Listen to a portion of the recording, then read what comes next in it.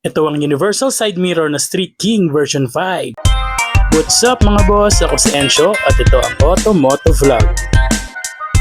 Mga boss, meron tayo ditong bago from Surfy, ang Street King version 5 Universal Side Mirror. Mas malaki to kumpara dun sa mga naunang version ni Street King. Pero easy to install pa rin at napaka-functional. Ito ang mga kasama niya sa box kapag in-avail nyo to. Yung dalawang big lens sa side mirror niya, mga bolts and Allen wrench na tools, and then pang-cover ng kanyang mga bolts. Install natin to mga boss, easy to install lang, tuturo ko sa inyo. Ang style ko sa pagkakabit ng Street King na side mirror, ina-adjust ko muna tong arm ng kanyang stem, and then kapag nakuha ko na yung tamang adjustment, tsaka ko siya hihigpitan. And then ikakabit ko ngayon yung bolts ng bracket. Kapag nakuha ko na yung tamang fitment at tamang adjustment, tsaka ko siya hihigpitan din. Itong sa side mirror ko, binilang ko siya ng extension. Gawa ng tumatama siya dun sa head cowl kapag walang extension. Para hindi magasgas yung head cowl natin. Bilan natin ng extension pagka hindi umaabot mga boss. At kung ikaw naman ay naka Street King version 1 or version 2, hindi mo na kailangan tanggalin tong bracket. Tatanggalin mo na lang yung stem and then ipapalit mo yung bagong side mirror. Para hindi na marami yung kalasin nyo mga boss. Sa pagkakabit ng stem, lagay muna natin yung washer ng bolts ng stem mga boss. And then nilagay na natin yung stem mga boss. Sa paghihigpit ng bolts ng stem mga boss, huwag mo muna masyadong higpitan. Kailangan yung sakto lang muna para ma-adjust muna natin yung stem dun sa tama niyang position. And then pag nakuha na natin yung tama niyang position, tsaka nyo siya higpitan ng mahigpit. And then kapag nahigpitan mo na, i-adjust mo na ngayon yung side mirror lens sa prefer mo na position. 4 finger gap na to mga boss, kaya pasok sa standard ni LTO. Ilagay na natin yung mga cover na mga bolts niya mga boss. Huwag kayong magtataka mga boss kung bakit yung sa right side ay nasa ibabaw yung allen and then yung sa kaliwa ay nasa ilalim naman. Wala naman pong problema yun mga bossing kasi pag kinovera natin yan, hindi nyo na makikita yung mga bolts na yan at saka yung nut. Kaya din ang tip ko ay adjust nyo na muna bago nyo ikabit yung stem para hindi na kayo mag-a-adjust kapag nakakabit na yung stem sa bracket. Huwag nyo din kakalimutan yung cover ng bolt ng bracket mga boss para hindi pasukin ng tubig sa loob at kalawangin. Ikabit na rin natin tong sa left side na side mirror mga boss. Same din nun sa right kapag nakuha mo na yung adjustment tsaka mo siya higpitan. At ganun nga lang kadaling ikabit itong side mirror ni Street King version 5 mga boss. Bukod sa maporma na ay functional talaga ang mga side mirror ni Street King mga boss. Anti-glare na rin siya mga boss o kahit pasinagan ka ng ilaw ng mga nasa likod mo lalo na sa gabi mga boss hindi ka masisilaw. At 4 finger gap na rin siya mga boss so pasok sa standard ni LTO.